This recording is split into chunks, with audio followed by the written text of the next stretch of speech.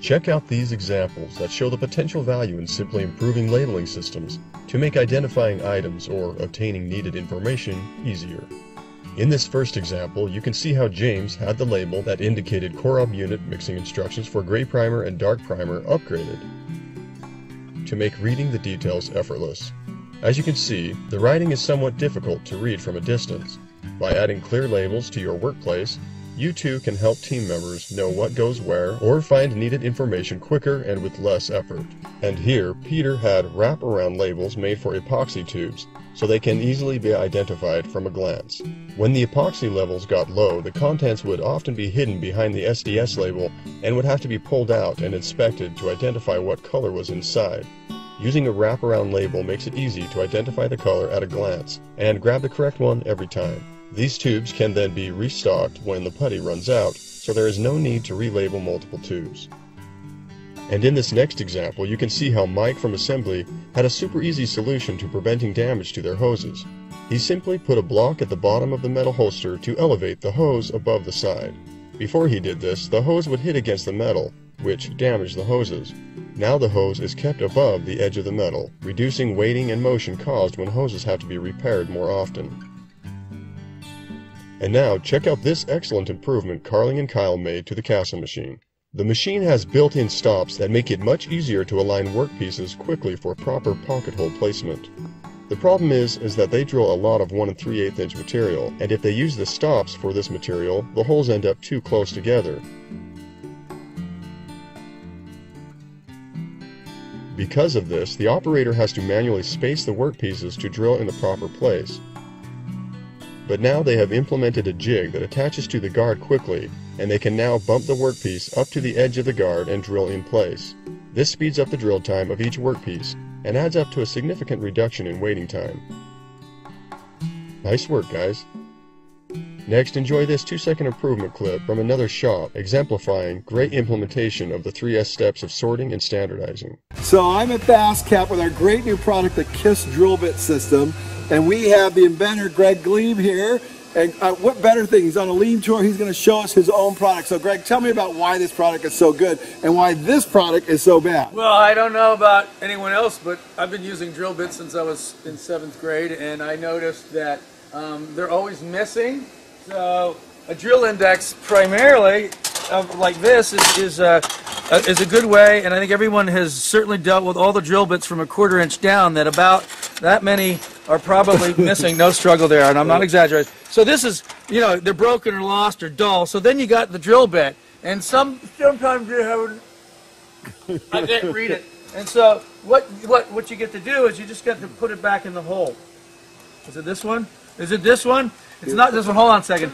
It's this one. I'm pretty sure it's this one. It feels like it probably fits in there, but oh, what the hell? Okay, the next guy can figure it out. That's probably it. So then you got to go back through this, and I'm struggling. It's just driving me, and I hate it. Honestly. You're a natural actor too, you know.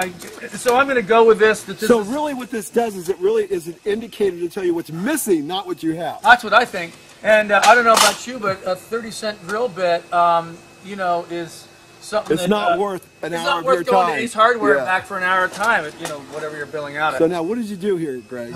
So this feels better. So what we did was we just said, okay, colors, kindergarten simple. And so this is Paul's version of what I did in wood originally. But you've got your basic fractions laid out here. The color code 1/8 inch fractions. It's an 1/8 inch. Okay, it's red. 1/8, 1/4, 3/8 and a half. And 16ths, that's common to everybody. It's the 16th, 3/16, 5/16. So and they're all yellow. They're all in a family, and they're all lined up. So if you can't figure out where to put this one, you're not going to, you know, come on, kids, right? And this is what you did, Paul, which is you made a powerful control with this one. With this Mondo one, yeah, even though it's not the primary thinking there, this is saying, hey, come on, there we go.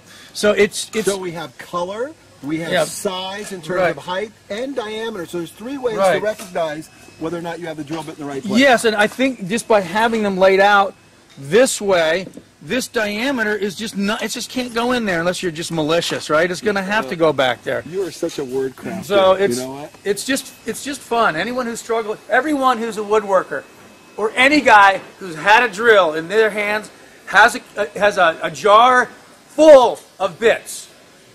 And they never have, that's a farmer's bucket of bits. But no more with the KISS Gone. drill bit system by Greg Glebe. Greg, Yeah.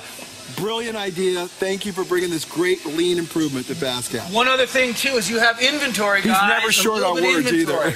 Not just one of each, and that's Yeah. awesome. A little And bit this of is inventory. important. So we have the Yeah. drill bits here, and so the way it's set up, just so you know, is there's 2 of the large ones, Which is a good ratio. right there, Yeah. and there's 2 of this size, Yep. and then we go down to 3 of this size, and then we go down to 4 of the smaller bits. So you have a little Yeah. bit of inventory for the ones that are most likely to break or get lost. Perfect. It's a great. That's super lean. Not too much inventory. You don't need that many big bits. Right. But you're gonna probably need 1 or 2 in the shop for sure. That's fantastic.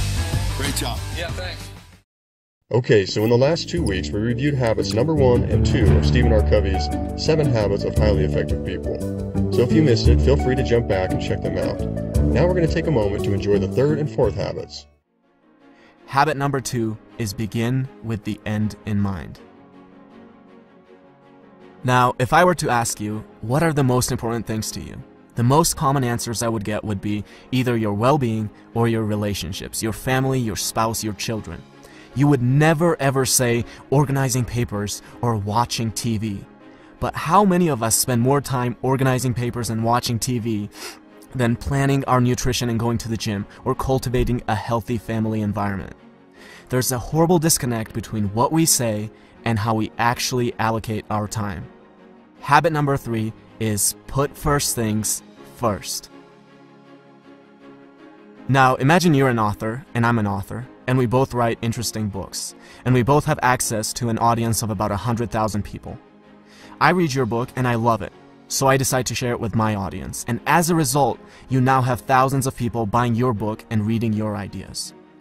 You see this and think, who is this guy? Let me take a look at his book. You start reading my book and think I have ideas that are valuable, so you decide to share it with your audience.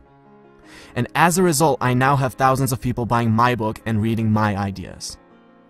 Notice how different this is from my creating a little creepy Amazon account, finding your book and leaving a bad review, hoping that this will deter a few people from buying your book, which will in turn somehow get them to buy my book. Habit number 4 is think, win, win.